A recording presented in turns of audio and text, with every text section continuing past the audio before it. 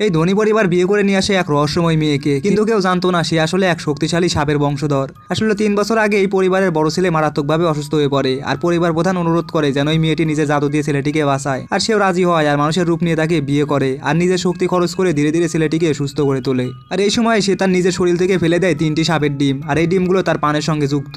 একটা বাংলায় 30 বছরের আয়ু কমে, 2টা বাংলায় 60 বছর, আর 3টে বাংলায় সে মারা যাবে, আর সাথে ধ্বংস হয়ে যাবে এই পুরো পরিবারও। স্বামী তাকে কথা দিয়েছিল সে ডিমগুলোকে রক্ষা করবে, কিন্তু 1 মাস পর পরিবারের বোঝে সে অবাক হয়ে শুনলো স্বামী এই 3টা ডিম রান্না করে অতিথিদেরকে খাওয়াতে চায়। আর এর পিছনে ছিল পরিবারের এক পালিত মেয়ে, যে ছেলেটিকে ধোঁকা দিয়ে বলেছিল সেই হচ্ছে সাপের আসল বংশধর। সেই মেয়েটির ফাঁদে পড়ে ছেলেটি আদেশ দেয় ডিমগুলোকে ভেঙে ফেলতে। এরপর তো মেয়েটি প্রাণপণ চেষ্টা করে আর জাদু দিয়েও রক্ষা করতে চেষ্টা করে, কিন্তু 3 বছরের চিকিৎসায় তার সব শক্তি শেষ হয়ে যায় আর চোখের সামনেই 3টা ডিম ভেঙে দেওয়া হয়। আর হঠাৎই স্বামীর বুক ব্যথা শুরু হয় আর রক্ত ছিটিয়ে পড়ে, আর মুহূর্তেই তার মুখ হয়ে যায় 80 বছরের বুড়োর মতো। আর শেষ মুহূর্তে মেয়েটি তার নিজের আসল রূপে ফিরে আসে, এক বিশাল সাপ হিসেবে, আর তার লেজ আছড়ে পড়ে মাটিতে, আর তখনই চারপাশ কেঁপে ওঠে।